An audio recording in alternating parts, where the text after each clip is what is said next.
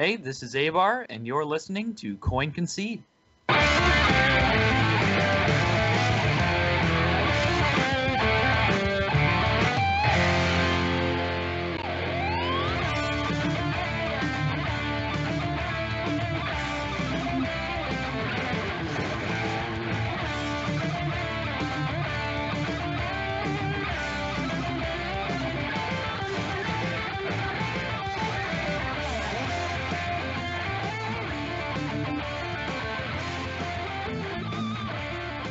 Well, hello everyone, and welcome to episode 91 of Concede, Mail Call 4, Live Free and Mail Hard. We're a Hearthstone podcast dedicated to making the competitive side of the game more accessible to you. My name is Kenny, and I go by KCCO Gamer, and all the way from Thunder Bluff, Louisiana, we have Cinder. Hey, what's up? And from Undercity, Georgia, we have Appa. Oh, hey. Oh, hey. And joining us from Gadget Sound, New York, we have Ridiculous Hat. The pleasure is mine. All right. So, Concede is supported in a large part by you, the listener. If you'd like to find out how you can support us, definitely reach out to us at patreon.com/CoinConcede. So, we ready to talk about a little bit of ladder, some coaching? Yeah. All right. We got a lot to cover. We had a lot of questions to get to, actually, so I'm excited to answer them. Cinder, since you spoke up, what did you do this week? Sure. So I had a weird conversation with myself over the weekend. I've been feeling the ladder pain that a lot of people have been feeling lately. I was still kind of stuck on 5, and I looked at the calendar and I'm like, I only got like 5 days left. Maybe I should just be okay with being ranked 5 and just kind of enjoy the ranked floor and play some stuff, because I don't know if I have the time left to make a legend push. So I started playing Elemental Zulok, and now I'm ranked 2-3 stars. So maybe I'll make a legend push after all. We'll see. Friday night might be the night. All right. And what about you, Hat? Hey, I'm not Appa. I switched things up. You did. I go on the fly. I like that flexibility. And the flexibility is what I've had to use in the ladder as well as in podcasting, because boy, this is a tough season, and I didn't play much the first 2 weeks of the season, as I had mentioned, and it's really caught up to me. So I've been making a push with Burn Mage. Everything else I tried was good for a minute and then wasn't good anymore until I played Burn Mage, and I just put the time in and kind of retaught myself how to play the deck, and the meta shifted a bit. But since there's so much Shaman now, I've just been going so AoE heavy. My current list has a Doomsayer, a Blizzard, 2 Volcanic Potions, a Meteor, and a Flame Strike. So, yeah, there's a lot there to combat Shaman, and I've seen a ton of it. And so I'm hovering around the middle of rank 2.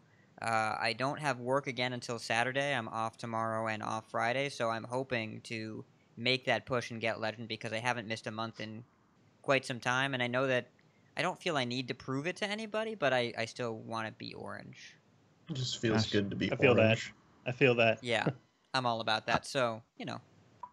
Oh, I feel bad. I'm not at rank 2. Appa, you at rank 2? Well, I was at one point in the season. I got to rank 1 whenever I was working on Golden Paladin. And then I got that. And then I was like, hey, Golden Priest. Now I'm like rank 4 with like 1 star. Who knew?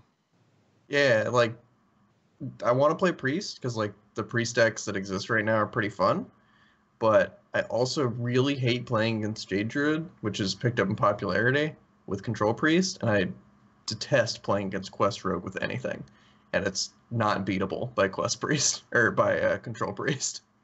So that's kind of been pushing me away from the game a little bit. That like coupled with just burnout in general. So I've actually been like playing a good bit of Diablo recently, just to like cleanse my Hearthstone palette. So hopefully I'll come back to it in like the next couple days and hit Legend like the last day of the season. Like you need those every once in a while, though. Yeah, in old Appa fashion. In 200 to 400 games a day Appa fashion, yeah, I think you got it covered. Nice. Cool. All right, and then for me, I got to rank 5 playing Egg Druid and Wild, gaining more wins towards my 60, and yeah, that's pretty much it. Got there. I was happy I got there before it got too busy in the middle of the week, and I wanted to make room for coaching. So, actually, speaking of coaching, I'll just go ahead and go directly into that. So I coached 2 people so far. I was scheduled for another one, but I think we'll reschedule. And so I hit up Shadowstorm or Lopana in our Discord, and they played Jade Druid, and they got to rank 10. We got, I think they started at rank 12, and then we got to rank 10. So they were happy, super happy to play Druid and learn the differences for it. Actually, I pulled up, I'll have to pull that up again and say what episode Jade Parade was. I think it was 68 or something like that. But I'll get back to Shadowstorm and mention which show that was, because I think he actually played the, you know how you play the Jade card and you get to choose either you play a 1/1 or you shuffle it to your deck. Well, Jade Idol. Jade Idol, yes. So when you actually when I caught them playing it first, I don't know if it's a he or she yet, and I apologize because I figured out why Discord wasn't working for us eventually. Thanks, Hat.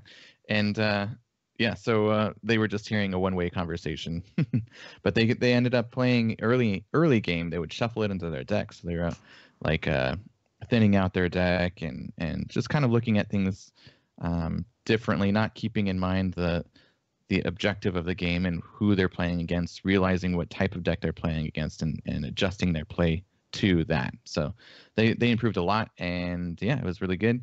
I did coach Caleb. He just wanted to work on different decks because he was going to play in Dill's Hearthstone League. So he played Token Shaman and Murloc, and he had fun with those. So we got him up to rank 4 and had some fun there. We played a couple games against each other, and then also against other people on ladder too, so I can kind of walk him through his plays. But he wanted to practice playing against certain decks, like against a Token Shaman and whatever else I wanted to pick. But super fun. I had a blast, and I can't wait to get to the others that I have scheduled later this week. We'll go with Cinder next. It was a pretty full week for coaching for me. I coached. It was my first time coaching Big Crazy Gamer. I think everybody else has coached him already, and I think I was last on the list. But we had fun, played some Mimi Priest decks. It's just had a good time with it. And then I coached Kazan and Apex Predator. They both wanted to do tournament prep, which I thought was really cool. It's the first time I've gotten to do that with our patrons, and Kazan especially, because I showed him how to do like matchup matrix and analyze lineups and how to select bands and stuff. So like we made a spreadsheet together. I showed him how to actually make it, based off of the VS data. So that was actually really cool to do. I haven't had a chance to do that before. That sounds good. That's cool. I want to be coached by you. And Op, have you been? I know that you had a little short break, but did you have anybody you got them planned?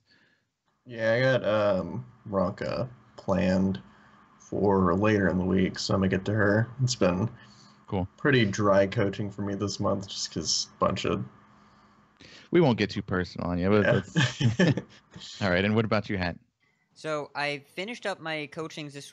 I may have some on Friday. I think I'm actually going to get Specialist, who is one of our Psych Mopco raffle winners, which is the official name of the prize. I think I'm going to get him on Friday. And I got Starlax after the cast last week. That was with Control Paladin, and it was kind of a frustrating session. I think we batted around 50%, but there were a lot of games that just felt close and then kind of slipped away, which it happens. I had a couple of those sessions this month. Him and Torlin in particular are already very good players, so I was able to offer a little bit, but it felt like we couldn't get a foothold there.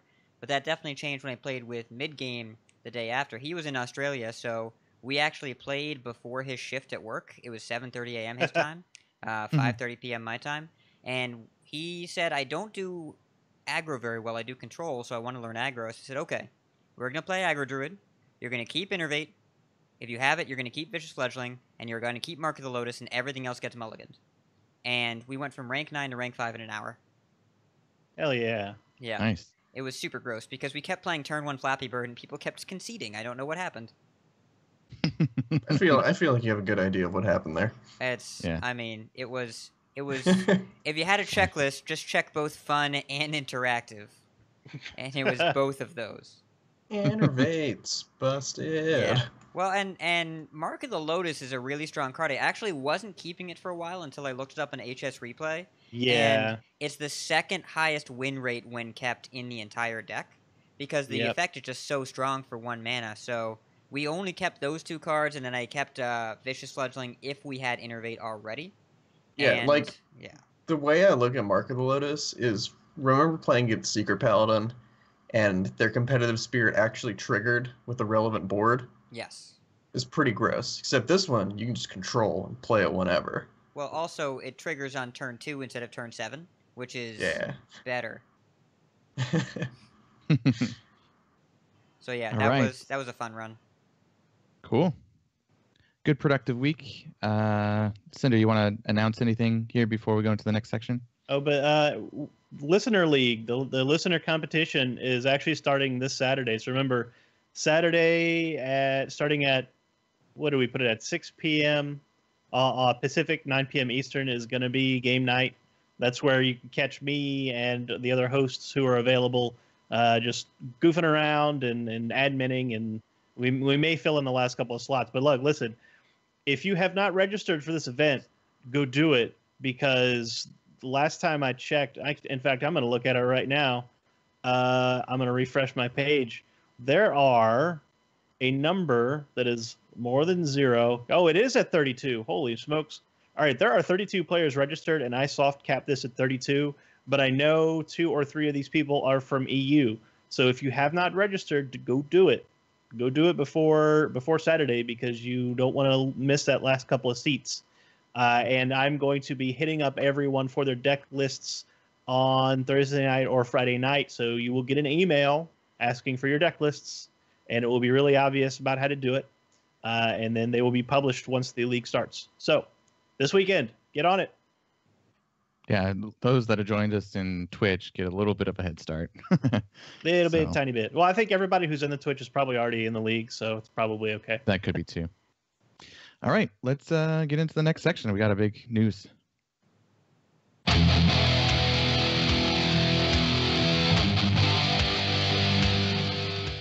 All right, so they meaning Blizzard, actually announced another chance at tickets for BlizzCon 2017. Really excited about that. I was looking forward to it, but it's just so happened that Hat and I ended up getting it through a listener. So we will be there at BlizzCon just in time for them to announce this. They actually opened up, and I've seen this while over at Disneyland. They've opened and started working on the extra hall, or the expanded area that used to be where the parking lot was. So they broke that, just burnt that to the ground, and then started building, and it's going to be pretty cool. So they didn't know how quite to utilize it yet, and they decided that yes, it'll be ready before BlizzCon, and they'll be able to use it. So they're going to open it up to more people. So really good news. So get on that. I think. Oh, did we want to go over? It was on July 5th at 7 p.m. Pacific Daylight Standard Time. And again, BlizzCon is November 3rd through 4th. You do have the chance to go through. I think they still have that event, the dinner, that donation, charity dinner. Yeah. When is that? Do we have the date for that? I believe that is the day before BlizzCon or the night of. It's that I think it's that Thursday. Do you know when the tickets go up for that though? I don't think I have it here. I'll look for it. Maybe we'll announce it again going forward. So I'm looking forward to meeting some people that are our listeners and even our patrons. So if you are planning on going, or if you live close by, try and go and at least hang out, because Hat and I will be there. We're really Hat, excited. you want to go over? Yes, we are super excited. We have some plans. We'll probably get to figuring out the details for it later, and how long everything will do, so we can hand stuff out. But yeah. So you want to cover the next part of the news, Hat? You're giving me the good news. I'll take the good news. So this is about the card pack changes. Ben Brode released a fantastic video about something that's going to take place it is with the next expansion. So I have difficulty finding anything negative in this announcement. It's all positive. Every Mhm. time you open a legendary in a card pack, it is guaranteed to be a card you don't already own. If you own either the golden or the non-golden, you will not get a duplicate until you own every legendary in the set. You will That is also, huge. yeah, big deal, because a lot of people during Ungoro were unhappy with the amount of dupes they opened, and I believe there were some people that opened 2 or 3 of the same quest. It's 400 extra dust is nice, but getting an additional legendary is a lot better. And even though the pack opening rates, I think, are probably in line with standard deviation, this just kind of tips the odds a little bit in your favor. In addition, Yeah. you will never open more copies of any card in a pack than you can use in a single deck. You will not open more than 2 copies of any single card in any pack, period. Doesn't matter the rarity. You won't ever open 3 of something terrible again. I don't know.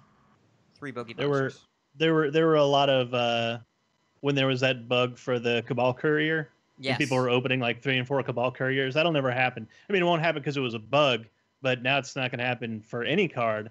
And not duplicating legendaries, I really feel like that is something they needed to do for a long time, and Yeah. I'm really glad they did it. It's going to bring down kind of the cost of building a collection by Yeah, a it's- significant amount. I just to piggyback off that, they're going to have 3 expansions, which they haven't done before. So for those that have been spending money for the bundles before each one, that means more money out of pocket, and that means sustainability. Like if you're trying to keep up with all the legendaries, either crafting them with your dust or doing things, I think this is a good change for those people that are trying to keep up and not have to spend a ton of money too. So Yes. Yeah. And also, but wait, there's more. So, you are also, with the release of next expansion, guaranteed to open a legendary in the first 10 packs. That's crazy too. Guaranteed. So, they crank that. The pity timer, for those of you that aren't aware, is that you're guaranteed within 40 packs of any set. If you don't open legendary in the first 39, the 40th pack is guaranteed to have a legendary. When you first open the set, they just crank that back all the way to 10. So if you only buy 10 packs, you are guaranteed to get a legendary. So they're giving you more legendaries sooner, guaranteeing you'll open cards you can play rather than cards you can dust, and no duplicate legendaries. So if you buy 160 packs, for example, you're guaranteed 4 legendaries that are all different, possibly 5, because that first 10 resets that pity timer early. So it's a big win for the user, and not really at any benefit to Blizzard monetarily. I guess it encourages people to buy more packs because they're more likely to get good stuff, but the kind of people that were buying big amounts of packs already were just doing it and grumbling about it. This, I think, it's a big PR win and at no downside to really anybody. Grumble, grumble, grumble. Grumble, rhubarb. I think if I had to just make a blind stab at it, I think they had probably identified some exit points for a significant number of players who got, just a ton of legendary duplicates during Ungoro, because there was a lot of grumbling about that. Like one of our Discord regulars opened like 3 Lakari Sacrifice, which is like the worst feeling, right? So was that wicked good? I think it was, yeah. So yeah, I mean, if they lost some regular customers over that, for sure they want to fix that. yeah, I think I had 3 golden priest quests. I'm having trouble mustering sympathy right now. No, not golden. I had 1 golden. I had 3 duplicates. Is what I meant to say. more sympathy. Yes. I got like 3 legendaries total, like the 50 packs I got, and then that's actually pretty good. Yeah, there were just like part of the problem was like there were just so many legendaries that you needed to have to like be competitive at the beginning, because they introduced the quests and they were all legendaries. So like it's good that they're. I mean, all of this is great. Obviously, it's just great. Good job, Blizzard. Yeah, well done, well played. All right, I'm gonna have Cinder actually announce this next one because it's technically about Appa too. And then Appa, I saved the good one for Appa. Yeah. The so our friend Evident at Hearthstone Top Decks, he started to accept new writing submissions. So if you like to write about Hearthstone and you're pretty good at it and you want to teach people how to play good Hearthstone, go to Hearthstone Top Decks and see if you want to maybe do it for realsies, actually, as a contract writer. I know he took some already, and there's a really good control paladin guide that got posted just yesterday by one of their newest authors, whose name may or may not rhyme with a word that rhymes with Appa. So if you want to, if it actually is an excellent guy. I started reading it, and I'm like, dog, this is really good. So yeah, you definitely want to go check that out. But if you want to join Appa as among the ranks of guide writers for Hearthstone Top Decks, go over there and check it out. Cool. Thank you for the kind words. Yeah. Was it? I mean, the part of your time went towards that too. So I could see also playing however many games you're playing per day, and then writing that as like.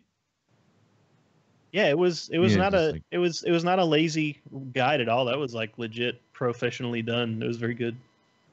Yeah, I mean, there's a lot of good feedback on it on here already, and I really like the card substitutions that you said. Don't sub these, but if you don't listen to me, use this card. Yeah, it's like, hey, you need this, but I mean, if you're just gonna be stubborn and not play it or not show off the dust, then use this, I guess. Except for Tyrion, and you said if you don't own Tyrion, play something else. Yeah, just like don't play Control Paladin, because like that's like one of the main draws to Control Paladin, right? Tyrion. Like, surviving until you get to play Tyrion has been what Control Paladin's been about since Ironbeak Owl got nerfed. One of my favorite comments on there that I've seen so far is I like went through and like made sure I took time like figuring out card substitutions and stuff. And one of them was like Sunkeeper Tarim, and it was like, this doesn't have a 1-for-1 replacement because his effect is so like different. And I was like, yeah, I guess you could play like a Nesting Rock over him. Kinda, it's like good for Curator, still a taunt, whatever. Then like one of the top comments, or one of the most recent comments, is, I don't have Sunkeeper Tarim, what do I replace? It's like, bruh. Nothing. Come on. Come on, buddy. Yeah. Well, luckily you understood the audience, but I think generally a lot of the comments are really positive. People have responded well to it, and there's a lot of like matchup-specific stuff, really particular mulligans, and the strategy here is deep enough, I think, to enhance anyone's game with the deck, even if you're used to it. And if you're not used to it, this will get you started for sure, because Control Paladin's a really tricky deck, and it feels like it doesn't have enough card draw at first, but it turns out you're just supposed to be not doing anything multiple turns. Yeah, a lot of the time you're just supposed to like hero power, Stonehill, hero power. Yeah. Weapon, maybe, hero power. Yeah. Quality Consecrate, hero power. It turns out that free 1/1s are good, but yeah, it's the guide came out really, really nicely. It's a very good read. Well, thank you, everybody. I appreciate it. All right, you want to talk about Quest Rogue? Yes, I do. All right. I want to talk about how I'm not going to have to talk about Quest Rogue anymore. Yeah.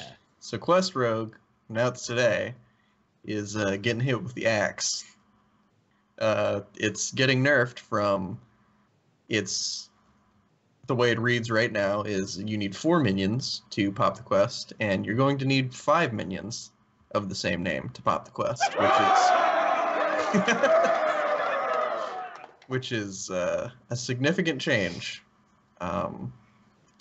And I'll pass it off to you guys before we get into the big conversation. Oh, really? I'm more or less going to defer my opinion to people who know that deck a lot better. But my general sense is I don't think it's going to kill the deck. I think the deck is still going to be perfectly playable at like tier 2, tier 3. Because there have been plenty of times where I've gotten the quest popped on me by like turn 3 or 4. So like if it extends that by a turn and gives some like slower mid-range decks a chance to compete, okay. I feel fine with that. Plus, it's just kind of a difficult design to have in Hearthstone because it's one of those cards that like limits your design space. It's like Reno. It's like the Reno problem again. Right. Yeah. So they they needed to do something to make sure that it's not problematic for development going forward, as well as for like non-interactivity today. And for those of you who like don't understand that reference, the Reno problem is this card gets better just like without any drawbacks the more sets that are released. Yep. So for the sake of time, Cinder basically summed up what I was going to say. All right, Hat. See, you say for the sake of time, and I've got 7 bullet points written down. Yeah. This is going to be problematic, and Appa, I'll probably bounce off you a decent amount because I imagine that we both have.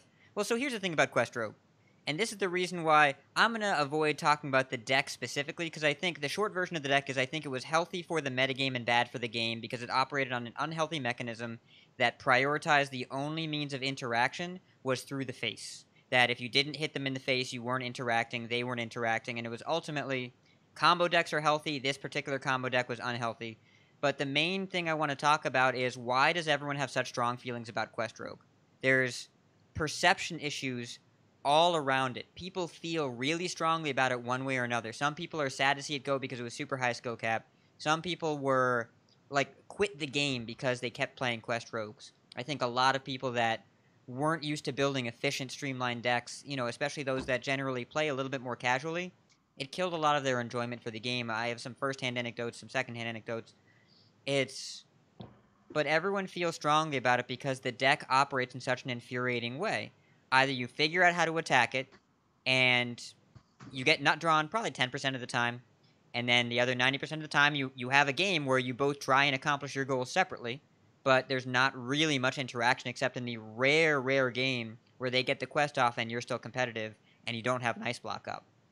There's every other game is just you both try and independently complete your own plans, which should be you target the face or they target their quest and then your face. It creates these feelings of unrest in people because it hits so many low points for a strategy game. It removes the feeling of agency in any particular game. It removes the feeling that your decisions matter. It removes the key mechanism that Hearthstone operates on, which is minion combat and interactivity and reactivity. And it looks very strange and then comes out of nowhere to win in kind of a one-turn kill mentality that you can feel powerless against. It hits all the low points that Hearthstone wants to avoid. So, and ultimately the deck was not dominant. It has right now a 50% win rate on the ladder, exactly 50%. And before last month it was below that. But even though it helped keep the meta in check, even though it kept the rock paper scissors triangle of aggro mid-range control in check because it preyed on decks that got too greedy, it leaving the game will be worse for the metagame because control decks are less disincentivized from playing such a slow game, but it'll be better for the people playing the game because there will be less uninteractive games where people feel like they had no agency, and hence it is a good nerf even though it is bad for the meta. And now is the right time to do it because in 6 to 8 weeks we'll get a new set. So we get to kind of explore the new world without this, and this meta is stabilizing but is not solved. This will throw a wrench into the works, it will create enough diversity for the next month or two, and then we'll have new cards. I feel like we're going to see a decent amount of resurgence of Taunt Warrior, because this is part of the reason that, like, Taunt Warrior stopped seeing as much play. It's just because, like, just gets absolutely dumpstered by Quest Rogue. And Jade Druid, I guess, too. But I think the mage decks might look a little different because they don't have to like be so aggressive anymore to beat Quest Rogue. They can like revert to being a little more controlling. I do think it was a healthy deck for the metagame because like the metagame's in a really weird spot because we have a bunch of busted decks. Like I've ranted before about Innervate and Ice Block. We still have those cards. There's still problems. They still exist. Quest Rogue was just one of those problems. Glad that one got addressed. So I'm really glad to see Quest Rogue go. Because, like Hat was saying, people feel very strongly one way or the other, and I feel very strongly against it. Even if like I had fun playing the deck because it was interesting and difficult, I recognize that it was just awful for the game. Because even if it has like a 50% win rate across the board, just like against everything, You're not going to play against the stuff it's bad against all the time. And it's like, let's say it has like 70% plus, which is like probably on the low end, honestly, of its percentages against like dedicated control decks. If it has like that percentage of game against control decks, and then like also has the opportunity to, like, let's say like 10% of games just completely nut draw out your opponent if you're playing against aggro with like glacial shards or something, that's just awful for one of the players.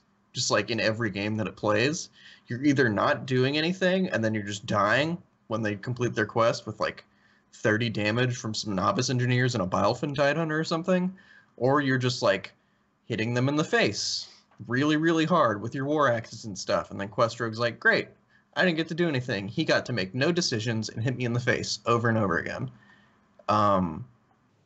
It's just like a bad deck for like creating interesting games, because like on one side of the board the game is not going to be interesting, like in any given Quest Rogue game for the most part. Yeah, Yeah, and it's if you look at the matchups on Vicious Syndicate's Live Data Reaper, there are 4 decks that Quest Rogue has a 70% plus matchup against, and 3 decks that it has a sub 40% matchup against. So if you're that polarized, it is a binary equation of getting your good matchups or not. There is a skill cap thing where you can change that and navigate that more tightly, but on paper you've got a bunch of decks that you crush and a bunch of decks that crush you, and that's operating on a clearly unhealthy mechanism. I think a lot of the frustration comes from just the nature of it being a combo deck, and the way that combo is completed. Because essentially what you have is one person trying to play Hearthstone with the rogue, and the rogue playing solitaire. And unless they glacial shard down an aggro deck, which just feels just as bad as any other deck that just locks down your entire board.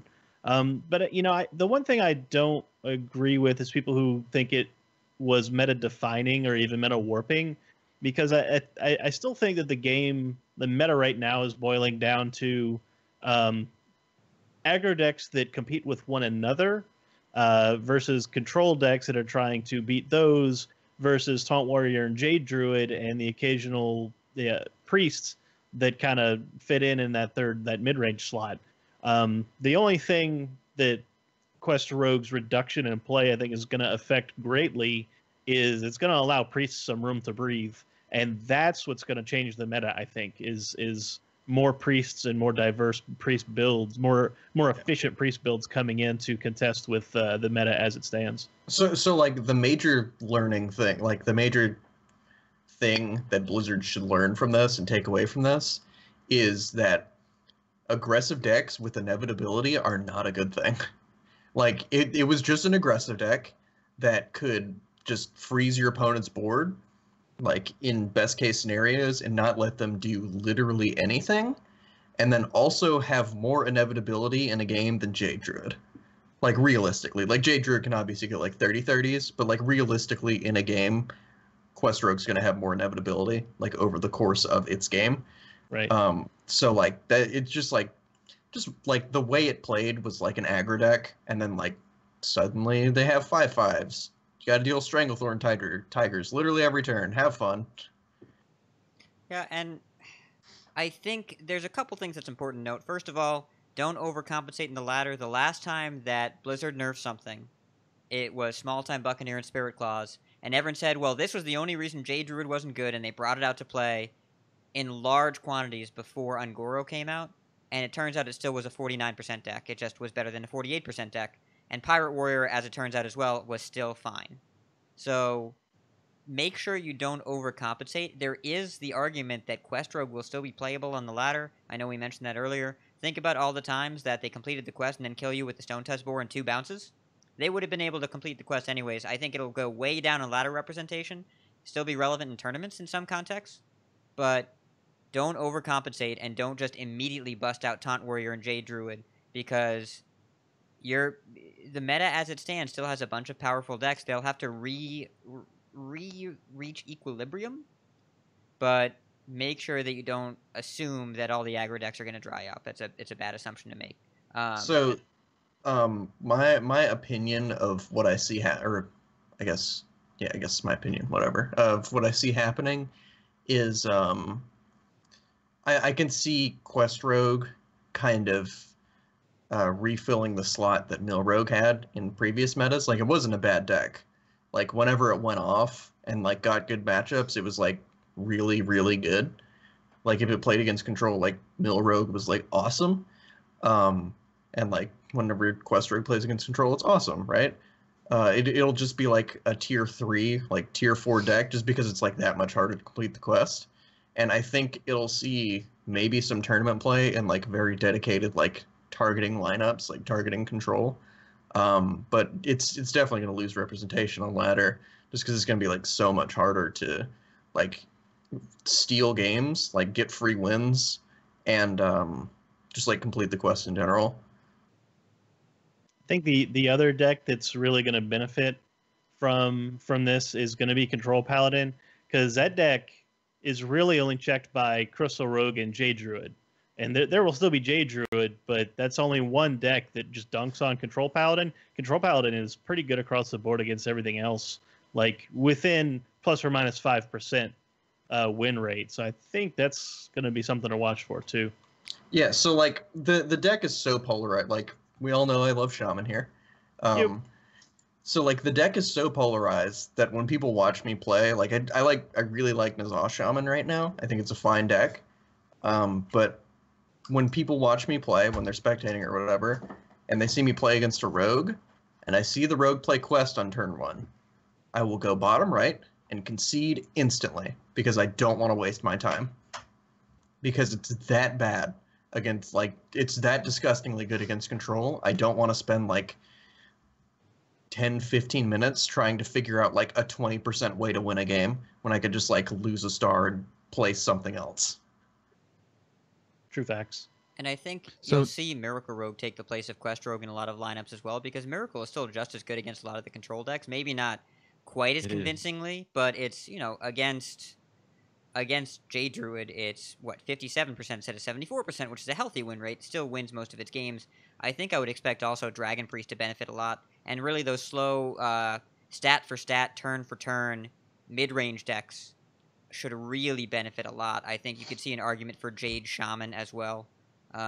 Anything that's kind of trying to play something really good each turn, but one good thing, is going to benefit a lot from this. And Dragon Priest just could never keep up before, but now I think it's in a control meta. The mid-range deck that generates additional threats is king, so I think you might see Dragon Priest pop up a little bit, and that gets threatened pretty hard by aggro decks, which means I think you'll see the meta just, it has to reestablish itself, but I don't think it's going to be out of whack too much. It'll still be pretty balanced. It just like needs to figure everything out again. All right. So how are we doing on your bullet points? I have one more, and that is, this is the first time that I can remember that Blizzard has nerfed a card during its own set release cycle. I guess Small Time Buccaneer kind of did that as part of a larger picture ban, but this was the first time where Blizzard put out a new set in a rotated environment, and before a new set was even announced, said we're going to fix this one card. It's been, what, 10 weeks since the set came out? 11 weeks? Less than Something 3 like months that, for yeah. sure. It was the first week of April. They let it happen. They let it figure itself out for the first month. They let it stabilize for the second month, and then the end of the third month they changed it.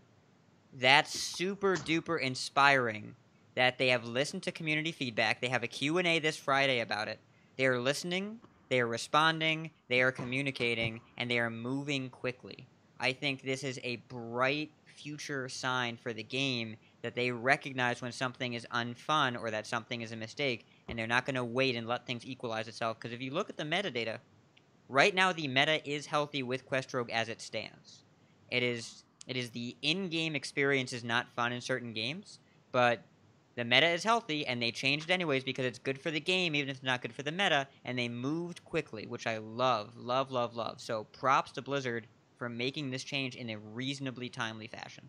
Yeah, it's good that they're not like too proud to like admit they made a mistake, and just like they care more about the user experience. Cool. Any last comments, Appa, before we move on? Or Cinder? Take that as a no. Okay. All right.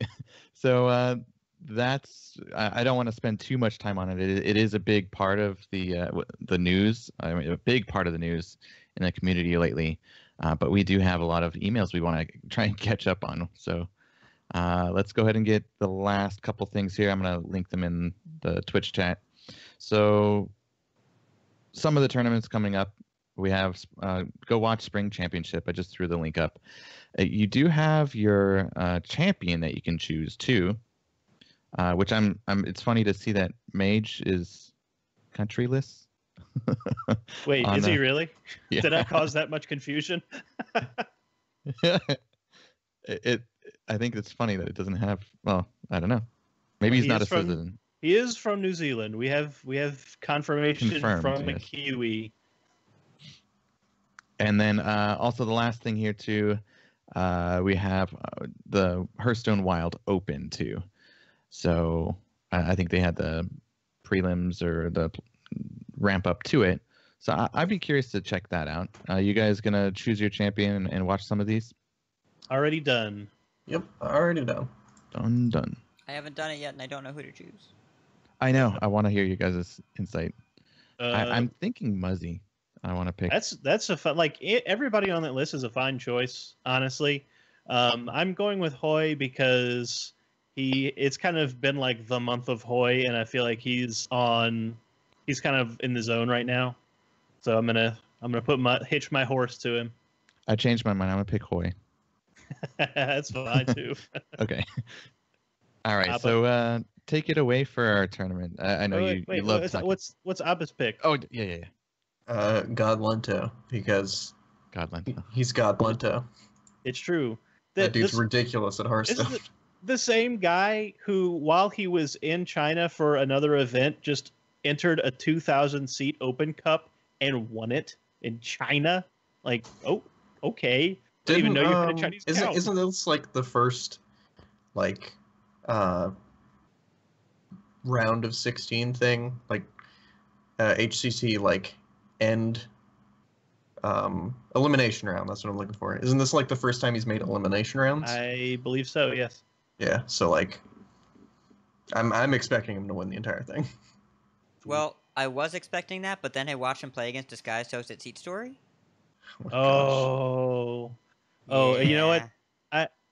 I'll let you talk about that at the caboose of the Seat Story report, because that is a really cool story. That was the only match I watched, but boy, so worth it. Oh my goodness. Boy, yeah. So I don't know who to choose, and honestly, I watched Anton Kuanet play during the Americas Championships, and they were both extremely impressive.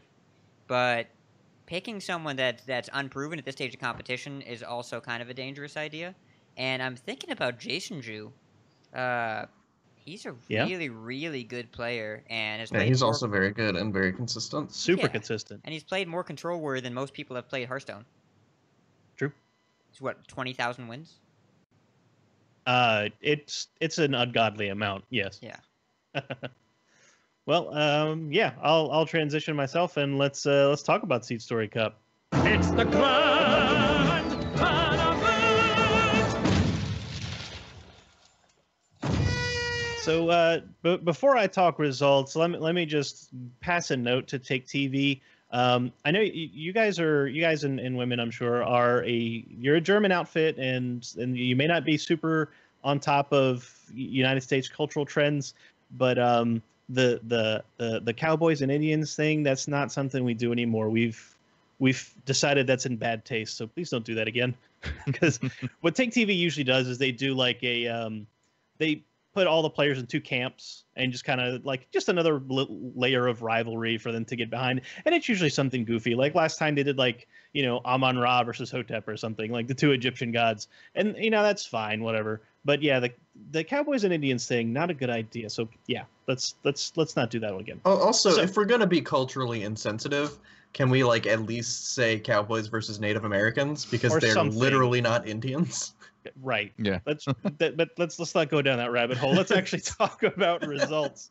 Oh boy. So there were 32 players who entered the group stage at the beginning of the event. That got pared down to 16 at the end of the first group stage. No real surprises out of the group of 16, aside from Mr. Yagut, who I really feel has been undervalued, underappreciated, underestimated in the Hearthstone community. But he came out of Group H as the winner of that group. He defeated VLPS and Lothar 3-2 each, and his lineup was surprisingly not very Yugget. It was just like very standard stock decks: Evolved Shaman, Jade Druid, Murloc Paladin, Questing Rogue, and Taunt Warrior.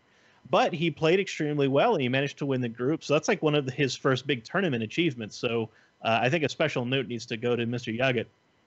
In the group stage, the second, there were 4 groups of 4 each. From Group A, Strife Crow wins the group, and Forsen actually comes in a runner-up. Haven't seen his name in a long time. Out of Group B, Osaka wins that group, with Mr. Yagut advancing again in second place. Group C, Pavel wins Group C, and then Frozen takes the runner-up slot. And out of Group D, Mitsuhide takes the top spot with a perfect 3-0 and another perfect 3-0. 6-0 in that group. Perfect score. And then Gara emerged through the under bracket, another player who hasn't had a finish in a while. So that brings us to the playoffs. Quarterfinals, starting with Strife Crow versus Gara, 4-1 in favor of Strife Crow. Osaka beats Frozen 4-1. Mr. Yaga has a close match against Pavel. He wins 4-3. And Mitsuhide defeats Frozen, not Frozen, Forsen, 4-1. So Mitsuhide continues to advance. Semi-final round. Now Osaka defeats Strife Crow 4-2. Mitsuhide defeats Mr. Yagut and ends his run in the semi-final bracket. That brings us a final of Mitsuhide versus Osaka. This was a very tight series. It was a really entertaining to watch. Nobody had the upper hand. Osaka took the first game, but they traded wins back and forth. It wasn't until turn 5 that Mitsuhide got 2 wins in a row. With the Murloc Paladin. That allowed him to bring the series to a Game 7. Came down to a Quest Rogue Mirror, which Mitsuhide completed the quest first, and that's usually the indication of who's going to win. So Mitsuhide wins Seat Story Cup 7, 4-3 over former world champion Osaka. And I want to point out, too, Mitsuhide's run. His game record was a stunning 24-8. 75% win rate in games, and a perfect set of 7-0 matches. He was undefeated through match play for 4 days straight, which is unbelievable. His deck lists were mostly metatypical: Evolved Shaman, Jade Druid, Murloc Paladin, Burn Mage, and Quest Rogue. But he did have some interesting tech choices. Sea Giant, he had a single Sea Giant in his Evolved Shaman, which he dropped the Devolve to tech in, which makes sense if you get into a mirror situation with another shaman or a token druid. A Sea Giant is like pretty often like 2, 3, sometimes even 0 mana. In his Jade Druid, he topped off a Yogg-Saron, which I found interesting. We see that in some of the mage builds, but not in Jade Druid. And his Murloc Paladin was kind of a hybridized build between Murloc and mid-range. Like there were a lot of single cards from either archetype. So there's like a single Equality or a single True Silver. So it was a weird deck, but it definitely worked out for him. It allowed him to turn the corner in the finals to win the series. So Hat, I know you wanted to mention the Disguise Toast match that we were just talking about. Tell us what happened. Oh boy. So Disguise Toast and Colento played at the bottom of their group. I believe it was Group G in the first round of groups. It was in the losers bracket. And Disguise Toast found himself down 0-2 and had to complete the reverse sweep with Quest, wait for it, Mage. That's Quest Mage. That is Time Warp Mage, the full Antonitis, double Sorcerer Apprentice, double Molten Reflection combo. Yeah, and not the Giants combo, which has been the more popular one because it's a little more consistent. The Antonitis, 4 Sorcerer Apprentice, Exodia Mage, really difficult to pull off, but not only did Toast do it once, not only did Toast do it twice, Toast did it thrice. The first time, 3 times. Yes, the first time he made a a misplay with how he calculated, and he had to top deck really specifically to win. Oh, I saw that. Yeah, he didn't have the 4th Sorcerer's Apprentice, so he had to fire off Antonidas, and he could do 3 fireballs. He had an ice block up, he had lethal on board, but he put himself in a situation where he could have lost. The second game he won, and the third game it came down to the last top deck. He needed the card he drew to be a spell, and it was crazy to watch. Go out of your way to watch it. It was entertaining, it was fun, it was crazy, and it was fantastic meme fuel, but also really interesting and a lot of tight decisions by both players. Yeah, unfortunately, Toast ended up getting knocked out by ties in that out of the group stage, but well played for getting 3 wins in a row on Quest Mage against God Lento of all people. Yeah. The other thing that stood out to me from the extended weekend of play was Pavel just doing Pavel things all weekend. Like at one point, I have a big screen TV. I hook it up to Twitch, and I just have tournaments running all day during the weekend. And I'm in the kitchen making some food, and I hear Halaziel the Ascended's voice acting pop up, and I'm thinking, who the heck? Nobody's running Control Shaman in this thing. So I turn around the corner, and I see Pavel had just played an Evolve on his board and like randomly spawned it, and like had Burn in hand, and I'm like, oh my goodness, like it's just Pavel doing Pavel things all the time. Although not enough to get by Mr. Yeah, luck is not enough. You still have to play the game well. Turns out. There you go. What about global games? Global games, yeah, we're still in the midst of global games. Second phase of the group stage. Let's start out with a couple of matches from last week, and then we'll talk about this week. South Korea defeated Argentina 3-1. Brazil swept Taiwan 3-0. That's a heartbreaker for Tom and company. China defeats Norway 3-1. Taiwan defeats Hungary 3-0. China's second game, they defeated Malaysia 3-2 in a very close series. That now puts China at 2-0 in the group stage, the second group stage, and that should be enough to get them to advance. Singapore defeats Norway 3-1. Belgium defeats Israel 3-2. A little bit of a heartbreaker for me because I really like that Israeli team.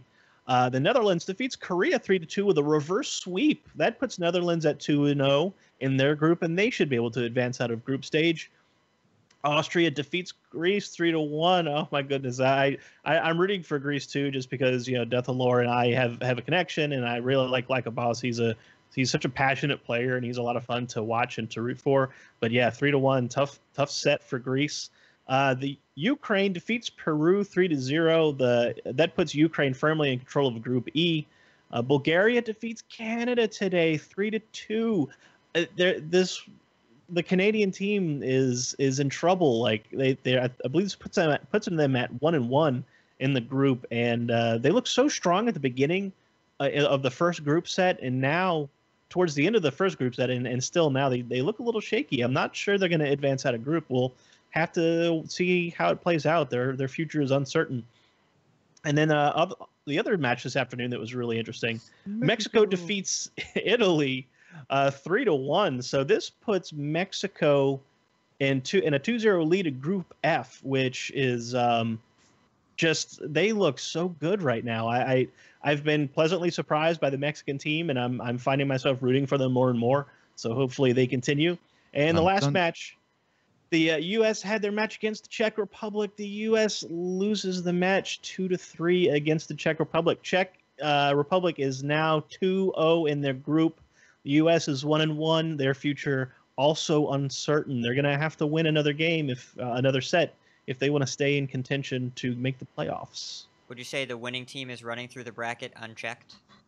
Oh my God. I'm not going there, Hat. We're not doing that. Hat with the It's a good fingers. pun Nope. if it makes me groan. Yeah. If it makes Appa groan, it's a good bad. Like, normally I can hold it in, but I just wanted to check what your reactions were going to be. The best puns are the intended ones. Yeah. You're gonna make me throw up over here. Yep. Ah. All right, I'm done for now. Okay. For now. So for the hotness this weekend, the ACT Spring Championships in Shanghai. I know that Cora will be there, but she may not be on desk. She is there recording segments. But you never know. Somebody might come down with bird flu or something. We don't want that to happen, but we may see her. It'd be nice. I'm excited. Got some plans going. I have a plans in. Well, okay, yeah. I'm gonna try and surprise my co-hosts. Let's put it that way.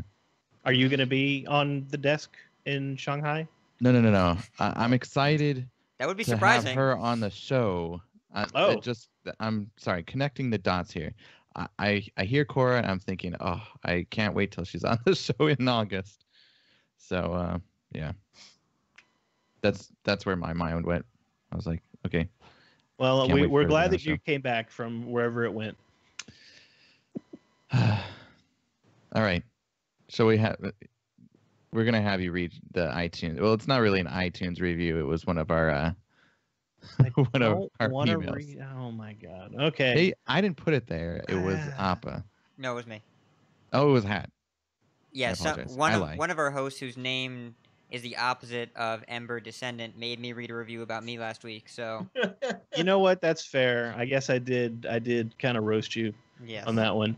So our iTunes review this week comes from Abichu. He says he received his coaching session for the month from Ember Descendant. I don't know who that is. He says it's definitely worth the time and investment. Ember was very pleasant during our interaction, and I found his insights on the game and what I was trying to achieve with my deck in it to be most enlightening. I will happily continue my patronage with Coin Concede. See, I will say Coin Concede. That's legitimate. Yes. Thank you. When are we gonna have Ember on the show? Yes. We need to line up an interview with that guy. Yeah. Yeah, he's pretty bright. I feel like there's a non-zero amount of people who are confused right now. So that I don't like talking about myself is the joke here. So I am. And also, we got an iTunes review. We got a review once that called Cinder Ember Descendant and made up jokey names for all of us, and that one kind of stuck. Yeah, it did. So no real reviews this week, but if you'd like to, go to iTunes, go to Stitcher, go to any place that allows you to leave a review for us, because that helps other people find us, and other people are finding us all the time. Still, so it's nice to see new faces in Discord, even in Twitch. We had somebody who signed up for Twitch. I think Altenberg is the person there. And yeah, so it's always good to have our family join us for our things. Well, that does it for that. Our Dexplanations we're skipping this week because we got mail. We're gonna rock the foundations of the world, baby! I'm trying to remember what movie that was. The phone books are here. The phone books are here. Or no, the Jerk. Mail? Yes. Yeah. Oh. How could you forget that? I actually referenced that exact scene when I first started on the podcast. It was like my first tweet. Was that scene from The Jerk? Okay, sorry. All right. Shall I? We haven't heard from Appa. Appa, let's hear your lovely voice for our first email. All right. Who's it from? First email is from Steven Sensei. It says, I was reading the Hearthstone subreddit yesterday. There was a long thread about the fact that many people think Hearthstone costs too much money to be able to play and feel like you're competitive. Many pointed out that other games are much more generous with their packs, disenchanting, etc. They feel frustrated by Blizzard and how hard it is to build a collection outside of spending money. Blizzard's goal is to make money, not to necessarily appease the fans. Older players were also very salty about grinding away and building a good collection just to have a bunch of it pushed to wild and last rotation. They feel like the money they already spent has been wasted and they have been pushed out of the game. So we kind of truncated that a little bit. He wrote more, but I think I have to disagree with a portion. I don't think... Well, Blizzard is a company, and they are trying to make money, but I think they're smart enough to know that they do need to appease the players, and that's something. The one part I disagree there. I just wanted to point that. That's the thorn in my side that was kind of sticking out there. But what do you think, Kat? This is a Putting you on the spot. complicated. I've been thinking about this since Steven Sensei asked it. We were going to read it last week, but it was an excellent long question that we didn't have the time to properly address, and so I want to get into it a little bit because there's a lot going on here, and I think what I'd recommend for most people is kind of a perception reframing. In that, if you think about how much Hearthstone we all play, I play Hearthstone in any given month the same I would play any game I buy off the shelf, right? I've been playing a lot of Zelda Breath of the Wild, which is an amazing game. And, that game will probably take, to do everything, it's probably 60 plus hours. But 60 plus hours is less than 2 months of Hearthstone. So I view the investment that I do every 3 months or so in the new set the same as buying a video game off the shelf. And typically, I would spend $50 a month on a game easily. If it's the Steam Summer Sale, it's way more than that. At least way more in terms of quantity of games. That's how much I would spend on my time being filled with entertainment. A movie ticket is, well, I don't know where it is where you all are. I will tell you that a movie ticket at my theater is $16. And $16 for 2 hours, right? You do that 3 times, that's 50 packs or 3 movie tickets. It's just a question of the value of your time and the entertainment that fills that time. I view Hearthstone as a value experience where you're spending money on time enjoyed in the game. Now, it is luckily built around a model that is free to play, that is, you are able to play it for free if your time contributes the value, right? It's not free because you have to spend more time getting to the point where you can play the game. And if you're free to play, the biggest struggle we have right now is that you can earn enough money through your quests and through grinding and playing arena and whatever to get the cards you want to play with at the end of the set cycle. You can get it right before the next set is coming out, and you get to play with all these toys that everyone's been playing with for 3 months. You accelerate the process by adding money. So if you want to skip that part, there's not really a good answer other than spending money, but the value of the time that you get back for it, in my opinion, is worth it and is a better value than you would get by buying Call of Duty or whatever other game is coming out by buying a Mario game. And I think other games have value too, but it's just how much time do you get out of it. Hearthstone, I have gotten 40 hours a month of Hearthstone for the last 2 years. I think I would consider myself lucky to find anything else in my life that is that fulfilling and takes advantage of my time that well. And viewing it as a way of you're buying entertainment value as opposed to buying physical things that you have, I think is going to change people's perception on what they're really investing in. So here's the thing about Reddit, because what Steven Sensei was noting was how many of the comments were expressing these feelings that he described. Reddit is a fraction of a fraction of a fraction of a fraction of the player base. Like it is the smallest, the loudest, and most negative of those slivers, like 0.0000001%. So even if every single comment in that thread was just trashing Blizzard and their business model, it is a relative, in the grand scheme of things, a relatively insignificant portion of the player base. And Blizzard being Blizzard and having the magic of technology at their fingertips, they know exactly how many people have bought a bunch of packs in the past and left after the rotation. They know exactly that number. So I think if they saw that rotation was bad for the game and bad for player continuity and keeping people in the system, they would no longer do it. And it seems to me that Un'Goro was a huge smashing success, and they continue to draw more and more people into the game. So as it's been the most popular expansion ever based on the numbers. Yeah, by far.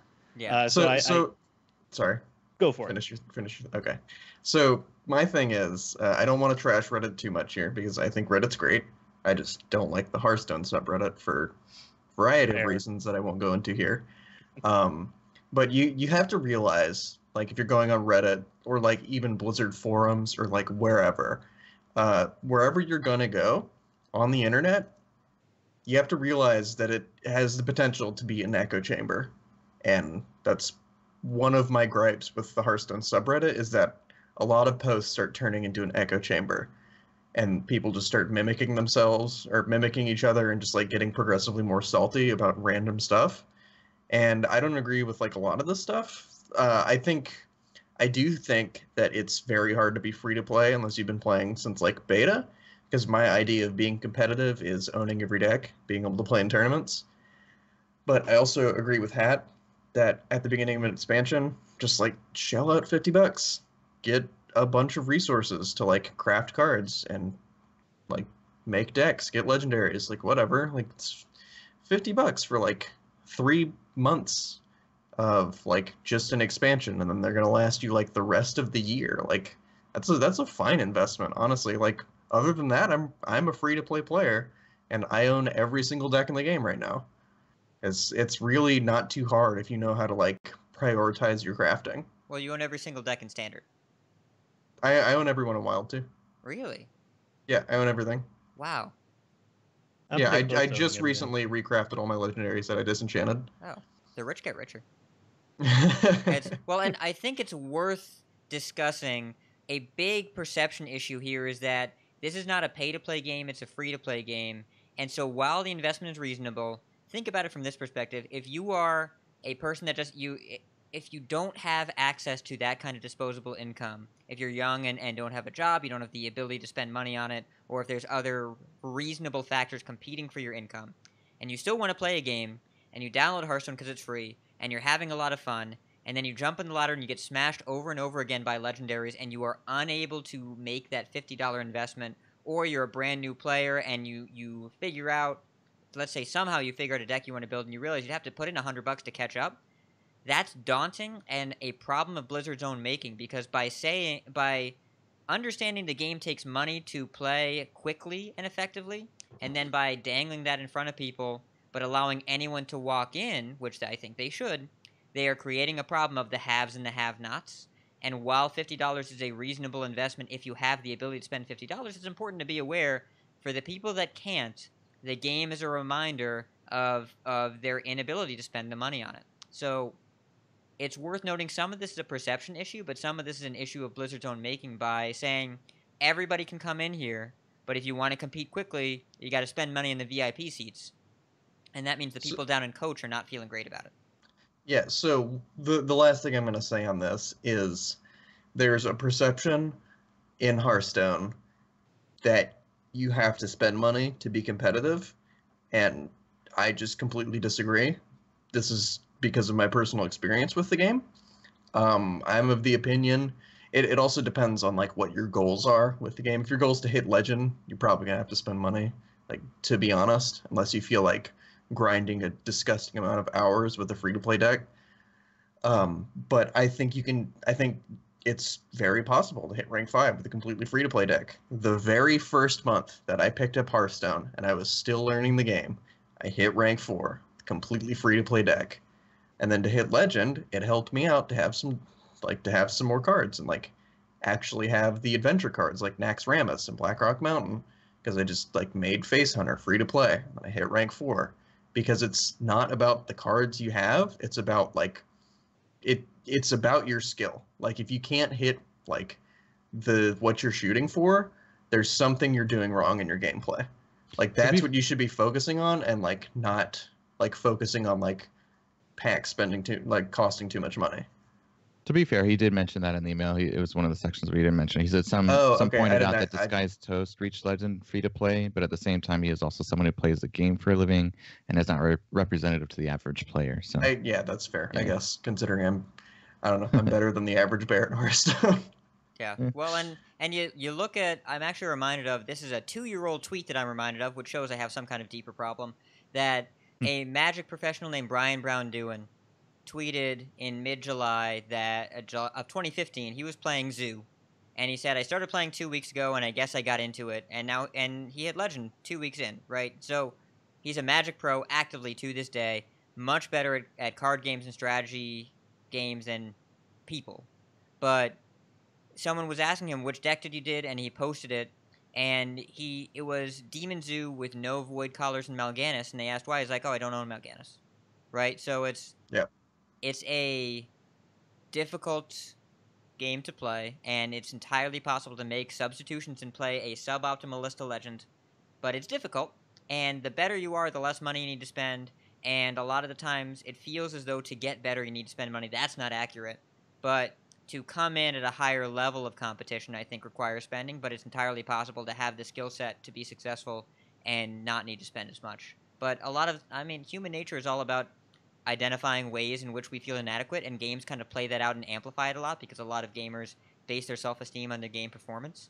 So it's very easy for a lot of this money stuff and this game stuff to play together in a lot of psychological, perceptive issues that we could go into for hours and hours that we're not going to do because Kenny will have an aneurysm if we talk for 2 hours about this topic. Yeah, I was going to say, Cinder, do you have anything else you want to add before we move on? I'm good. Okay. Carry on. I'll say the next one's from King Salt. He said, what tips do you guys have to help fight against ladder anxiety? I feel like I could hit higher ranks if I played on ladder more, but just the fear that I'll drop 1 to 2 ranks makes me shy away from being a more productive player. Oh, boy. Good question. So I know Hat has a lot to say about this, considering he did an entire 2-hour podcast and they talked about this a bunch. Yes. Yeah. So you can plug that after I'm done talking for a second. But this is actually something that I identify with super hard because personal lifetime, I suffer from generalized anxiety disorder and I take medicine for it and everything. But so whenever I used to get on Hearthstone, I would just be riddled with anxiety because I would see the stars and I'd be like, oh, I'm terrified of dropping a star. I would be rank 1, 5 stars and be like, I can't play. I'm gonna go do something else. But I've just found I just have to distance myself emotionally and just not actually care and just slam as many games as possible as quickly as I can, while still playing well, not just making random actions. But I just play matches as fast as I can. After the game ends, I'm slamming on the mouse to get into the next game. I'm honestly bothered that I have to sit through the end game transition screens because I just can't queue up into the next game as fast as possible because I don't want to look at the stars. I just want to play the game and not care. Yeah. So that's kind of how I've learned to deal with it. I have the same problem that Appa does. But I actually have the exact opposite response. Whenever I will, there's a very real thing that the people who struggle with anxiety deal with because you win a game and you look at your next rank, you're like, oh, I'm higher. Oh, good. If I play my next game, I'm gonna lose and I'm gonna go right back to where I was 10 minutes ago. And I don't want to do that.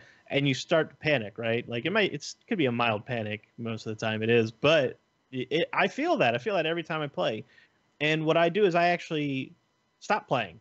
I'll minimize Hearthstone for a minute, and I'll go look at Twitter, or I'll go in the Discord and chat with some people, and I will just calm down, just not think about Hearthstone for a hot second.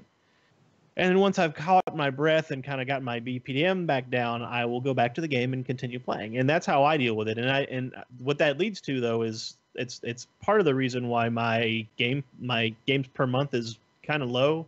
Because I only play 5 or 10 games a day. Because I only play in little quick spurts here and there, at lunch or while I'm eating dinner. 400 per week. Right, yeah. So we have different approaches, but we're approaching the same problem. And he may find personal truth in either one of those avenues, or maybe he'll figure out something different. But yeah, ladder anxiety is a real thing, and we feel you. Let me jump in here before Had. My personal experience, I know I've been there. I remember getting to rank 7 and be like, I've never reached rank 7 before. I don't want to play. I don't want to not be at 7 anymore. But then I was like, well, how do I get past 7? One thing that has helped many people that I've heard who's done this is streaming or playing with friends. Or doing something if you get your mind off where you're at on ladder and just start, jamming the button, next game, and just not worry about it and just have fun with other people or streaming or whatever it may be, that helps people with anxiety too. I mean, just getting your mind off of it while you're playing. I mean, not thinking about where you're at on ladder. So it's very real, and let me just pass it over to Hat. Hat, you got it. I like a I feel like you I'm should just I feel like you chomping should at the plug bit. the podcast. Yeah, at this point. I'm going to paste the link for this. I know I'm chomping at the bit for this, and I actually the simplest thing that I did was I talked to Taylor about this. I think before a few weeks ago, and she was having some pretty serious ladder anxiety, and I said, Taylor, hit the button till you turn orange, and she just It worked. She just kept doing that. and it worked. So now there's more to it than that, a lot more to it than that. And so it's important to note that you can't just hit play over and over again. If you're losing a lot, just hitting play is not going to fix that. You got to figure out why you're losing. But imagine you're running a marathon and you get halfway through it and you say, wow, I've never run a half marathon before, and you're really happy, so you stop running. No, that's not what you do. You go to the end. Mm-hmm. Get to the end of the race. So but Kenny got it exactly right. By focusing on your progress and where you are, rather than how you're playing, what you're doing, what your mindset is, you're focusing on something that's going to take you out of the game and put you in the game within the game of competing with Blizzard's addiction mechanics, which we have talked about many times. They are down to a science. They are extremely effective. They get people to keep playing the games because the gold star hitting is a shot of dopamine straight to the brain, and losing the gold star is just it feels awful. It could be as simple. I'm just interjecting here. It could be as simple as just listening to music, too. Yeah. Just somewhere else for your brain to be. And as far as like in the broader picture of kind of, if it's anxiety or tilt or whatever that's getting you to pause from, to stop progressing in the game, I've actually been doing this lately. I'm channel my inner Sheila Buff and say, if you're tired of starting over, stop giving up. Oh, I love that. Yeah. Love that. And I will channel another quote. We must all suffer one of two pains in life, either the pain of discipline or the pain of regret. So either you stick with it and you suffer that pain in the moment, or you give up and you suffer that pain after. And I know which one I want to have. I have another quote for you. Ooh, quote away. I'm not It ready. is, feel proactive, feel crazy in a good way, feel well dressed, courtesy of Inspirobot. I knew we were going to get here at some point this episode. Just wasn't sure when. I'll just steal a short one. Nike, just do it. Yeah. Sure. So next one. I'm actually really excited for this next one because it's a really good question, thought-provoking, and actually this person's in our Twitch chat. So Oh, sweet. I'm going to give it to you, Cinder. Yeah, in fact, because I specifically requested that we pick up this question on the podcast. It comes from Mirak. In a little bit of background, Mirak does not have use of his hands, so he's differently abled than most of us are. And his question is, do you think Blizzard ever considers the design of their game for disabled individuals such as myself? I use voice commands to control my computer. Something I considered is to add more keyboard shortcuts for other disabled individuals so they can play the game with their voice or by keyboard and not just by mouse. I think this is a great question, mostly because I have no idea. I don't have any insight into whether or not Blizzard has increased access for people who are ably challenged. So, if anybody in the community knows, whether or not there are options for people who are differently abled, please tell us, because I would love to push these things to give. That's what our show is all about, right? Giving more access to the game for everybody, and that includes people who are challenged in ways that we are not. Do any of you know of anything that Blizzard does specifically?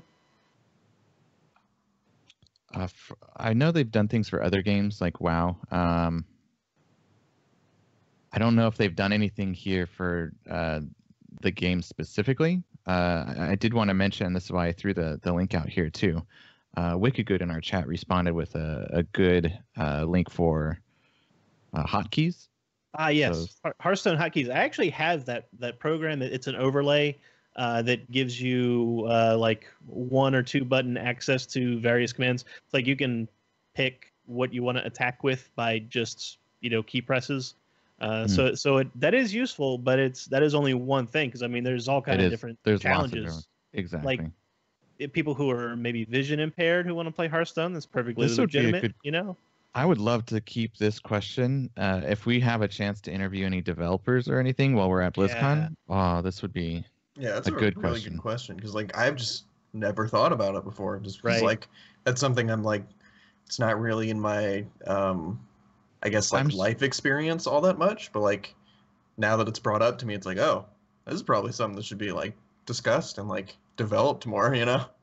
Yeah, I'm very curious. I think that they have thought about it. I mean, they have to. They've thought about everything. So I'm wondering just where they stand with it. You know, I wonder what they have done or what they've thrown on the table. You know, that's a good question though. We'll see. Hey, if you're listening, send it in to us so we can at least pass that along. Yeah. Definitely. So let's see who hasn't read one yet. Let's see, Appa did one. I did one. So it's your turn, Hat. So Bitbeaker said, "What do you know about fireside gatherings? Is there any advice you could give to those of us out there who would like to start organizing these kind of events?" I see Cinder's tail flapping over there, and I know he's going to want to talk about it.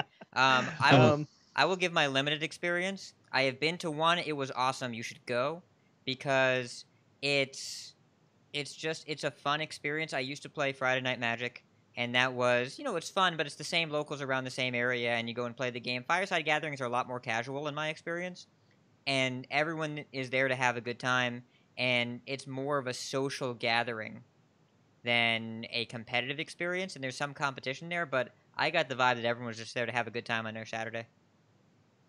You are 100% correct. The Fireside Gathering program is not a specific format or a specific kind of event.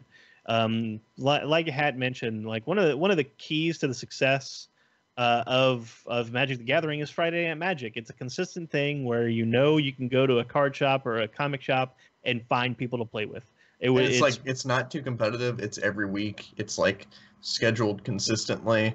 As someone who like worked at a Magic card store and helped run these things, like it was awesome because you got new players coming in. Even like the tournament grinders would like play against the new players, and then like afterwards they would like help them out with their decks and like show them what to play, and it was just like a whole relaxed environment. It was really great, and like that's kind of what Fireside Gatherings are. Right, and the Fireside Gathering program, again, there's no specific format. Blizzard wants the people who organize the Fireside Gatherings to decide on that. And if you're thinking about starting one, which is what it sounds like, there are a couple things you want to do. The first thing you want to do is just do it. Like honestly, if you post one, people will show up. Like people you've never heard of, never met, didn't realize played the game. They'll show up. It happens every single time I go to a gathering. So first, just commit yourself to doing it. But logistically speaking, find a venue that would like to have it. Just find a cafe or a game store or something and say, hey, I want to host a Hearthstone casual, just a gathering. Would you like to host it? And 9 times out of 10, they will say, yeah, of course. People, they just want bodies in their stores, so they'll gladly agree to anything that'll get traffic in a business. Make sure that they have really good Wi-Fi because you don't want disconnections to be happening all the time. Get it posted early, like a few weeks ahead of time, like not the week of, like get it approved like in 3-4 weeks, I would say. Yeah. Perfect. Yeah, like 3 weeks, 4 weeks is great. And then just advertise it. Make a Facebook event. Put it on your Twitter. Make sure it goes on firesidegatherings.com, which it should if Blizzard approves it. And, get some merch. Like Blizzard will send you free stuff to give away, and people will go just for that. And that's really all you got to do. Once you get bodies in the place, then you can start to feel out what people like, what kind of players you're getting. Are they casual? Are they competitive? Is it a mix of both? Yeah, I would go as far as to say get a feel for the first one and then contact Blizzard and they'll word of mouth spread it to get more people the next time. Yeah, it's not difficult to do. I think most people just get stuck at the point of what do I do? You just do it. You don't try to find out if people will show up. Will I do it? Just do it, and then people will show up. And another resource I would advise everyone to use is the Concede Discord. While this may be a shameless plug, we do have some Fireside organizers in there. So definitely talk in there and ask these questions. You'll get some answers. I know actually Marspad, who's one of our raffle winners for the coaching, he's actually going to be a Fireside Gathering organizer for Calgary in Canada. So he's going to go fly to Blizzard and get information about it. So I would definitely talk in our Discord. You've got some people that are pretty well connected that will gladly share their info with you. Yep. Cool. All right, let's move on. I will take the next one. Blue Spartan, 1427. In a game filled with RNG swings and random deck matchups, how can you accurately assess your skill as a Hearthstone player? What are some recommended ways to improve your measure that improvement? We'll go with you first, Appa. So in terms of measurement, I'm honestly not really sure because I don't even like measure my skill as a Hearthstone player very accurately. I think I'm pretty medium at the game, to be honest, because I make mistakes like constantly that I notice. But the most important piece of advice I can give anyone who's trying to improve in Hearthstone or any card game really, because they all have randomness in them. It's just the nature of card games, is never blame a match on RNG. Ever. Yes. Even if it was clearly decided by RNG, it wasn't RNG's fault. Think about every single decision you've made in that game and figure out what you could have done better. It's keeping your mind open for learning rather than just making an excuse and just shoveling it off on the side of the road. Like I played a Tavern Brawl earlier today where like I played Armor Smiths and like this dude had no chance. And then he played like Web Spinners, or he played Ball of Spiders and got like 3 Web Spinners and like got some good draws. And like I very clearly lost the game because like the Web Spinners were like godly. But I also went back and like made sure that like I didn't make any other mistakes because like that's just something that happens in Hearthstone. RNG happens. But like get that out of your mind when you're like trying to improve and like going over your skill, because like you should just be focusing on what you have agency over basically. And it seems like you had similar things to say about it. Well, first of all, testify. Testify. Second of all, I will say that decision trees are, I mean, you know, the idea of a decision tree is pretty straightforward. It's a branching decision path based on when you do step A, your next decision is going to be different than if you do step B and you have similar choices. There's different background information, right? There's different circumstances because you've created a different scenario. In your opening mulligan, you have 3 cards. You have 9 different decisions right there on what to keep and what not to keep. Yes, some decisions are supposedly autofill. You're not going to keep Pyroblast in your opening hand if you're playing Mage. But you have 9 decisions. Keep card 1, keep card 2, keep card 3, keep any combination, keep all, keep none. And then from there, every turn of the game, anytime a card turns green, you have different decisions. Plus different scenarios those decisions are being made in, because you kept different cards. And every card you draw is a random element, which is relevant, but there are thousands of decisions per game, even in the short ones. So don't for a second think that it was 100% randomness that ever made you lose a game. Assume that you screwed up, and then if you review a game and you find out that you didn't and you really did lose to RNG, then that's a win for you because you didn't make any mistakes.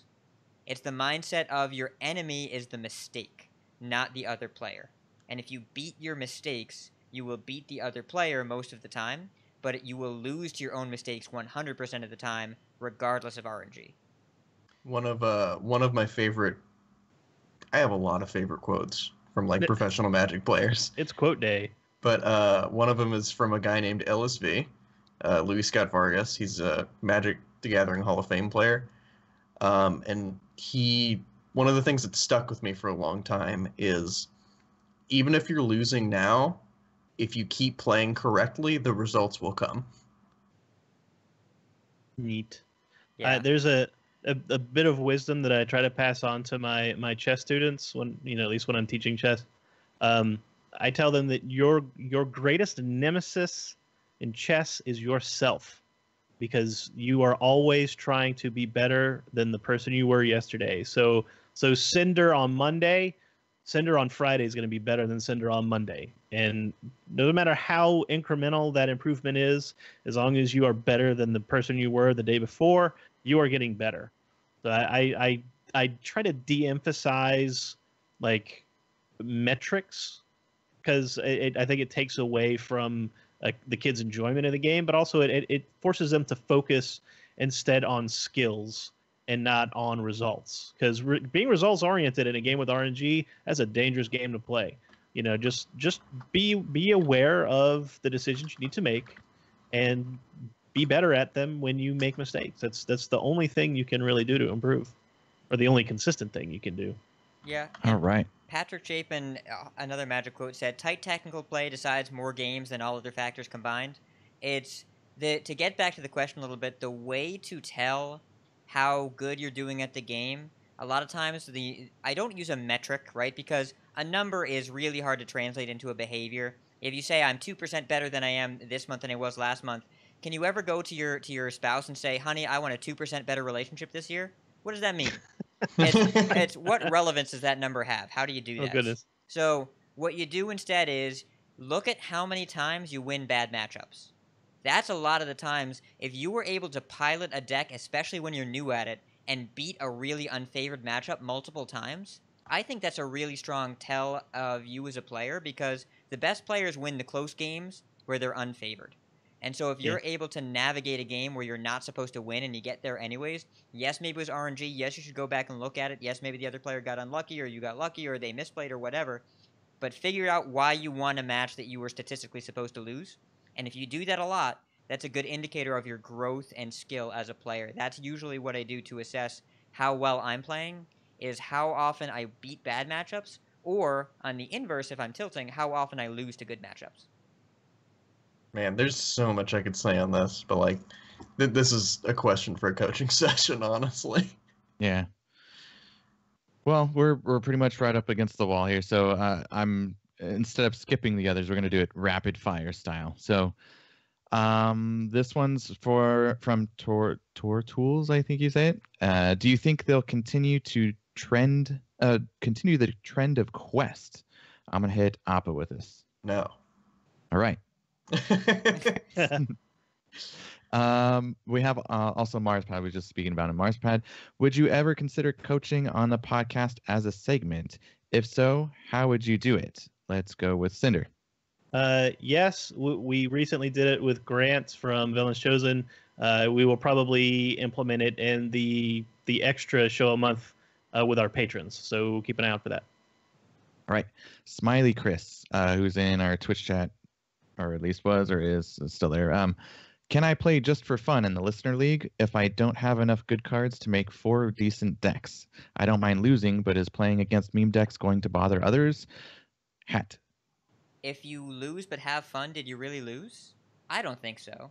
I would recommend come to the tournament and treat it as though it's a big fireside gathering with a bunch of people that talk to each other every day, because that's what it is. If you're in the Coin Concede Discord, you know it's a tolerant, fun, enjoyable community that's all about having a good time. And there is nothing to me that says more having a good time than bringing decks that you know you're going to enjoy playing with and against. You'll enjoy yourself. The other people will enjoy themselves. There's no one that's going to take themselves too seriously. It's bring what you want and play with us. I think it'd be great. Yep. And let me splice in real quick before we get to the next question. I would just stop this question right here, Smiley Chris, at can I play just for fun in the Listener League? Yes. Yeah. That's the answer. At Yes. 100% every time. Yep. 100%. All right, and then this one's going to be a quick style for all of you. This is from Mad at Arms. Is there any archetype that has fallen out of the meta that you wish was viable in Standard still, or even playable in Wild? He gave examples of Spell Druid or Cthulhu Warrior. I'm going to go with Hat first. Oh boy. Never mind. Zoo. Zoo. Like, I'm at rank 2.3 with a Zoo deck, so excuse me, thank you, and please. Remember when I was talking about how most mere mortals can't win bad matchups? It turns out that you are not a mere mortal, and you are truly ascendant, Mr. Ember. I would like Zoo to be a decent baseline deck. I actually don't mind this taking a breather, but I do miss life tapping and 1-drops. Yeah. All right. And what about you, Appa? I actually miss Cthulhu Warrior a lot. I played that at prelims. Would you play Once Upon a Time? Cthulhu Warrior without Cthulhu? Absolutely not. That's nuts. Somebody was playing. Somebody's playing Yes. Cthulhu Warrior today at Yes. the Hearthstone Global Games. Johnny Stone. Yep. Who was it? Johnny Stone Yeah, played Johnny it. That's Stone. right. Well, it's because he just played the Cthulhu buffers for the 7 drops, right? For Veclor and Right, for- Ancient. Yes. Or, Yes. yeah, because they still work if you don't have Cthulhu in Ancient. your deck. So he didn't want the 10 drop. He just wanted to gain 10 armor and make 2 4/6 taunts. Yeah, Um, Hat knows I love control decks with inevitability, and that's one of my favorite ones. Yeah. Good call. Good call. And what about you, Cinder? Mill Rogue. Not that Ooh. it was ever super relevant, but it was one of the few combo decks. I mean, it's a little reminiscent of Crystal Rogue because it's a deck that I'm kind of playing a little bit solitaire, trying to combo you out. But it was such a difficult deck to play, and I really enjoyed it, like when I played it. And without a couple of cards that fell out of rotation, it's not really playable anymore. Gang Up specifically. I really haven't thought about this. I don't know what to say, so I'll just say, what's that Death Rattle card they nerfed initially? We'll go with that Hunter deck. Undertaker. No, Undertaker. That's not what you wish. I refuse No, to believe okay. it. If you say combo druid, that's fine. If you Okay, say combo druid. yeah, there you go. Or Okay. you know what? My answer is actually Blade Flurry. Blade Fairy. All right. Rip Blade Flurry. I think it Rest would have been in peace. really interesting to see if they put some kind of poison on blades, especially with Blade Fury. If it worked that way, Yeah. We'll never know. that would be OP though. The world will never know. How many licks does it take to get to? Okay, let's move on. 3. End of the show. If you'd like to write into us any of your questions, you can send it into our email, which is coinconcede@gmail.com. We have the questions for the cast channel, text channel, in our Discord. And yeah, just hit any of us up individually. We'll try and add it to there if you can't. So Twitter or anywhere else. But yeah, let's just cover that. So thanks to Stefan L for letting us use his cover. You can check it out on our website at coinconcede.com. It would be on our show notes. Also on Twitter, we are present, which is at coinconcede. And Facebook, facebook.com/coinconcede. And then Discord is discord.coinconcede.com. We still have people asking. Discord.coinconcede.com will get you an invite. And then also we had someone, when I mean someone, it was someone we know well, buy from our shop or store here recently. You want to tell us about it, Hat? What'd you get? Well, so I was the person.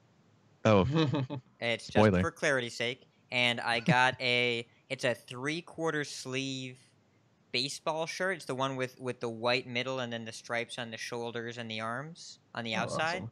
And it's kind of this I don't know what kind of blue it is, like a it's not aqua, it's Almost navy. Or did you get a light blue or the dark blue? I got it's in the middle. It's like a Oh, yeah. periwinkle. Okay. Hmm. It's a middle blue. It looks really good. I'll take a picture of it when I get it. That way we'll all know what kind of blue it is.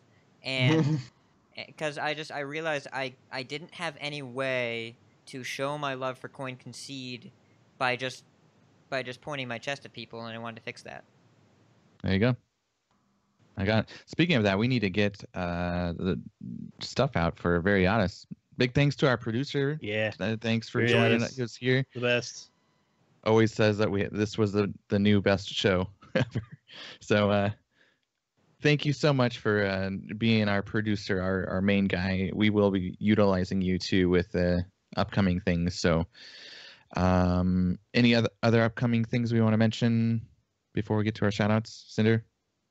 So I'm like putting the final touches, and by final touches I mean I want to get the other hosts to kind of buy in on my Kazakhstan design. And then we'll post it. July will be like a two design month, since June kind of fell on the wayside due to It's various summer. health reasons. Well, Summer. I wish I could enjoy summer. Holy crap, man! I went to see the physical therapist yesterday, and they found the exact nerve column that's being aggravated by my neck. Oh, And oh my goodness, I've not experienced pain like that in a long time. So, yeah, July will be a 2 design month for the shop. We'll do Kazakhstan. I actually want to do something for each of the Gadgets and clans. So I'll probably do Jade Lotus next. It'd be a fun design. Cool. So shout outs, Appa. Shout out to the guys at Hearthstone Top Decks for hiring me as the new author. Yep, because I'm writing for them now, and it's awesome. Good on you. And Hat, what about you? Shout out to Herbal Tea for getting us BlizzCon tickets. Woo! Yeah, that guy is legit.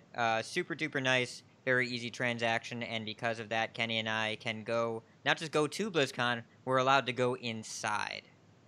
So I'm so thankful. He was going to be my shout out too, but I didn't know his name, so I'm glad you went first. Thank you. Yes, I specifically looked him up during the show because he was so cool. And then, and all the coachings this month, I just want to make sure I shout out. Coaching is so much fun to do. It doesn't feel like any kind of work. It feels like playing a game for an hour with our buddies. And every single session this month, everyone was really cool and really nice, was really helpful. They talked about what they learned. They were able to speak to the plays they wanted to make. We reached agreement pretty quickly. It's really enjoyable to do. It's part of the reason why we keep doing this is to give back to the viewers. But I feel like I'm getting a lot out of it myself, and I'm sure all the other hosts will agree. It's great for us to connect and just have fun and play Hearthstone kind of a third-party experience in that we can be there and we can play with you, and it feels like we're playing, but we're not actually playing. So it's really cool to play video games with our friends, and that's what coaching feels like doing. So to all of you that took the time to spend an hour with me this month, thank you so much. I'll second that. All right, and what about you, Cinder?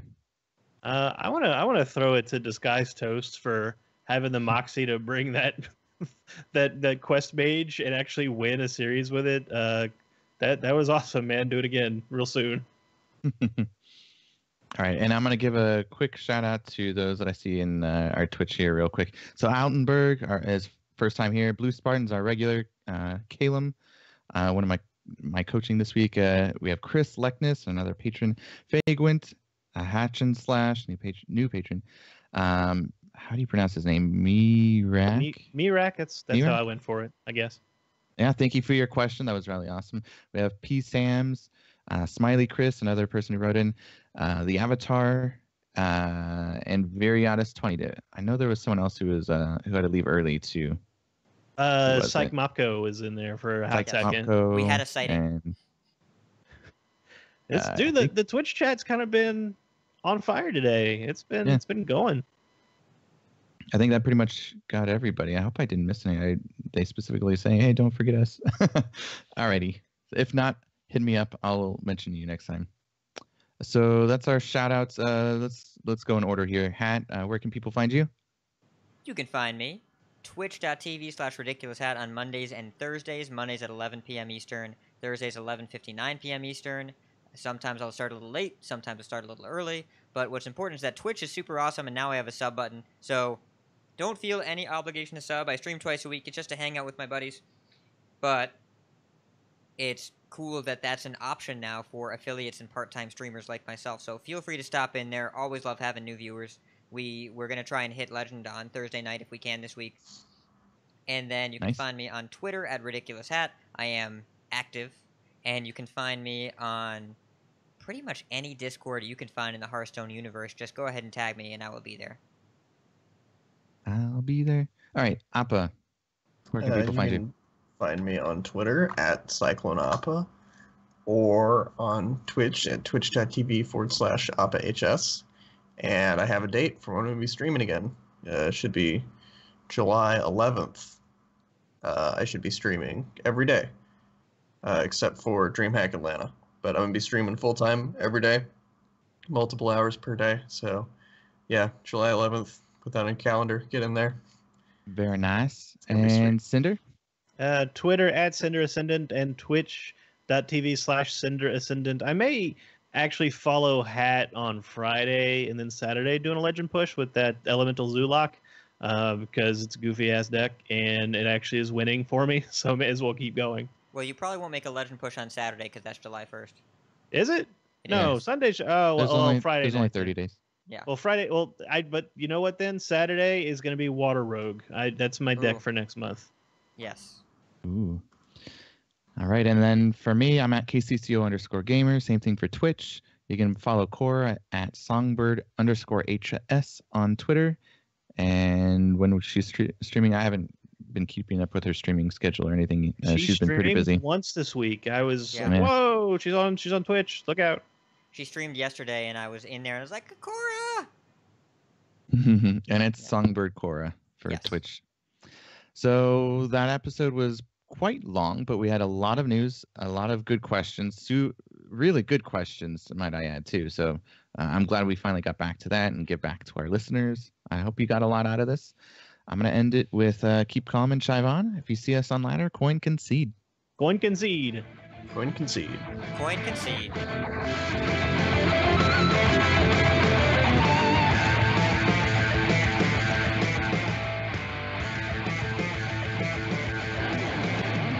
You have bested. I choose death. You win this one. I concede. You win this time. Well fought. I concede. You win this one, friend. The victory is yours. I give.